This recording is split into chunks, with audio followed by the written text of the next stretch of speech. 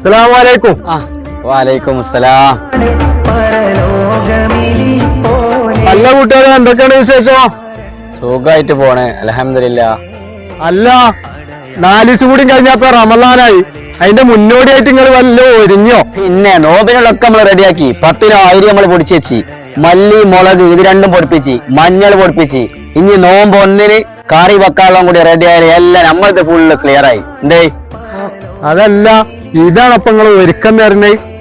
തിന്നാന്നില്ലൊരു ചോല് മാത്രമേ ഉള്ളൂ. വല്ലാത്തൊരു മനുഷ്യന്മാരെന്നെ. മുൻകൂട്ടി ഭക്ഷണം റെഡിയാക്കി വെക്കലല്ല, വയറ് നിറച്ച് ഭക്ഷണം കഴിക്കലല്ല നോമ്പ് എന്ന് പറഞ്ഞത്. ആദ്യം നമ്മളെ മനസ്സും ശരീരവും ശുദ്ധിയാക്കുക, എന്നിട്ട് വേണം റമളാനെ നമ്മൾ അങ്ങ് വരവേൽക്കാൻ. അല്ല ഭക്ഷണം എത്രത്തോളം റെഡിയാക്കി എന്നല്ല ചോദിക്കുക, നമ്മളെ ഓരോരുത്തരുടെയും ഹൃദയത്തിലേക്കാണ് അല്ല നോക്കുക. ശരി, നിങ്ങൾക്ക് രണ്ടാൾക്കും മനസ്സിലായോ? ശരിയാണ്. ഇതിന്റെ ഗൗരവം അത്രത്തോളം നമ്മളാണ് ചിന്തിച്ചിട്ടില്ല.